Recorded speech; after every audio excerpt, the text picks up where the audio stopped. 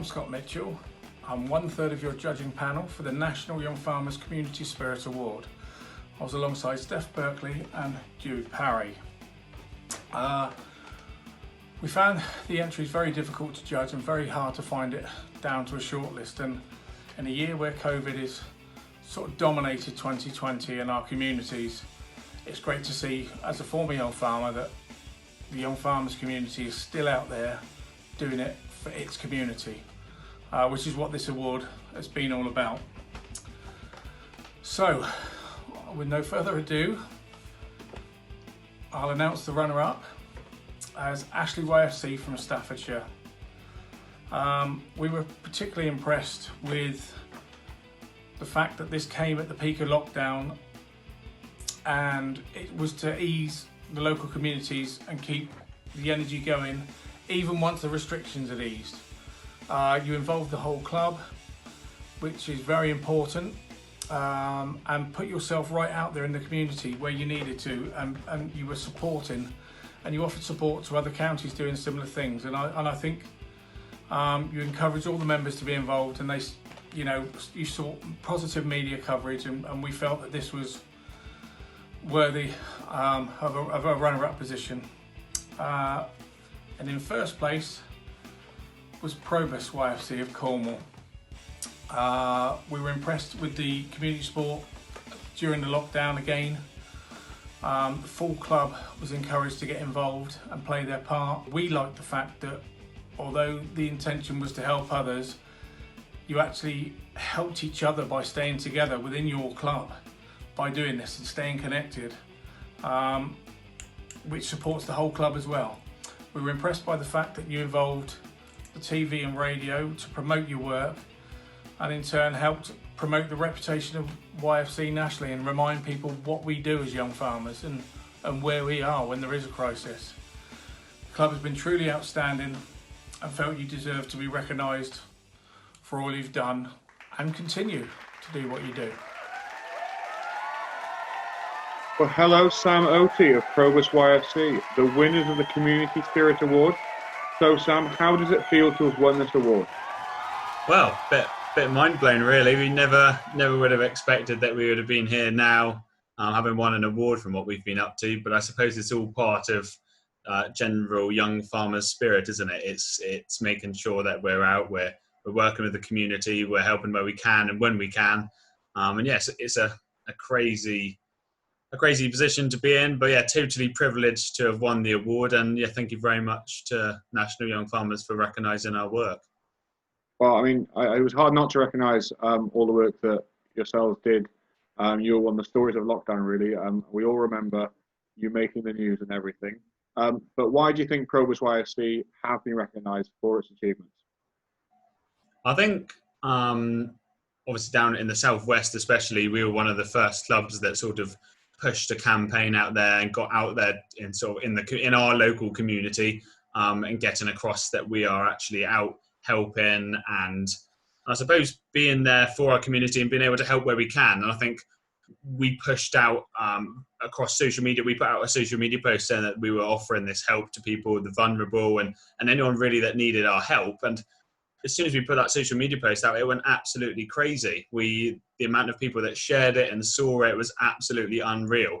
So I think that instantly got a bit of traction there, and I think also the media coverage that we had from that as well was one of those stories, I think, in the middle of lockdown, in the middle of COVID, that really sort of got a bit of morale back up. And I think as a club and as a young farmers and national young farmers, I think that was a really strong piece to be able to get across to really showcase what young farmers do for their local communities.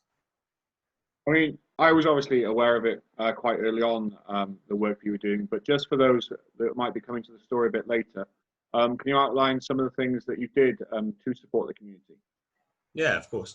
So when we started the whole campaign for being able to help our community and the vulnerable, obviously at the beginning of lockdown, it was very stressful for everyone, and especially elderly people and vulnerable people that might not have been able to have done sort of normal everyday things.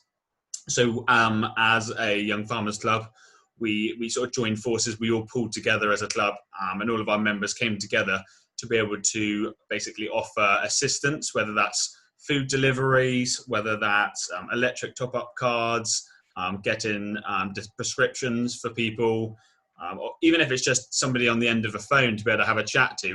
We were offering that and those services to our local community, and we set up a hotline or whatever to be able to get people, for people to be able to get in touch with us, and we offered that service for quite a few months. And it was unreal that some of the stories that we actually heard and sort of our impact of what we were doing was absolutely was touching, to be honest with you. No, it really is an incredible effort you all put in. So much work and so many involved. Was it hard to inspire everyone to get involved, or were they chomping at the bit? No, it wasn't, because I think everybody knew the importance of it. We've all got grandparents and parents and friends and relatives that we all know everybody knew somebody that was in that situation. So as a club, it was very, very easy for obviously everyone's farming. It's a very busy time of year. Not all of our clubs are farmers, thankfully. I'm not a farmer myself, so it was really nice for a good group of us, and for people to be able to put their time aside to be able to help us and to help all of the people that we were helping. I suppose all of those people we were helping, as different members in different parts of the week, would be able to all join together to be able to help and do all the little projects and jobs that we needed to do. It was perfect. And has it, obviously you'd hope it has, but has it inspired great feedback from the local community? It was genuinely valued.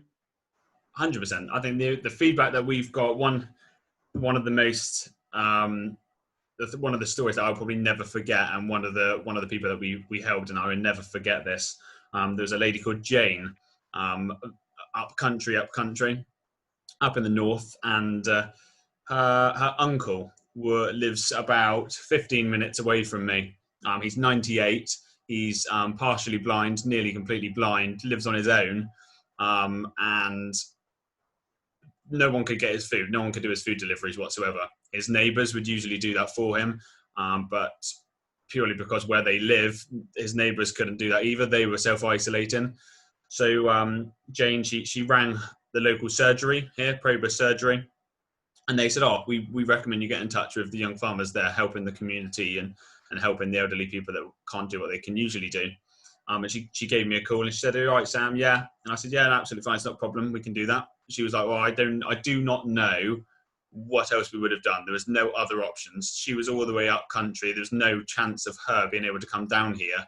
And for us to be able to take that weight off her shoulders, she was honestly the gratitude and the thanks that she gave us was, well, it meant everything." It's genuinely incredible. I mean, that's just proof that you were obviously focused around your area, but that's almost a nationwide service that you've given. Just a credit to yourselves. I mean, I'm well impressed. Genuinely, it obviously garnered some media attention. Do you think the media attention was helpful in terms of improving just your club's reputation, but probably YFC as a whole? I think it's something that I feel quite strongly about as a whole anyway. I think being able to get the message of young farmers out to as many people as we can, I think is a really, really important. I think that's something that we really focus on.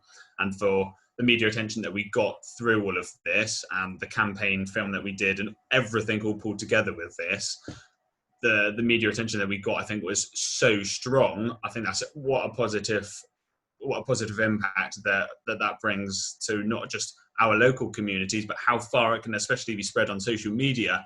The recognition and I suppose what young farmers is as a whole, we can get that across, and we got that across to so many thousands and thousands of people. It's unreal. It was brilliant.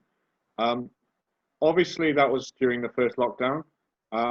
There are restrictions of various degrees up and down the country. Have the club got any local community support plans for the coming winter? Any support plans? So as a club, obviously, we've still got all of our members. This year, as a club, we've made the decision that any members that we had last year, the club is paying for their memberships for this forthcoming year. So we really want to bring home that fact of keeping our members and keeping the club really strong. and that therefore obviously goes on to being able to do what we can do in the coming months, where there might well be more restrictions in place where people can't do what they used to do once again. So as a club and as the membership is still there and still really strong, we're there to be able to help people once again coming forwards into the next few months. So yeah, we've obviously got that structure already there, ready to go. So as soon as it happens, or as soon as people need us again, we're right on the end of the line. No, you should be incredibly proud of what you've achieved this year. You're a shining example to everyone. So from me as your national chairman, thank you, and huge heartfelt congratulations as well. Thank you.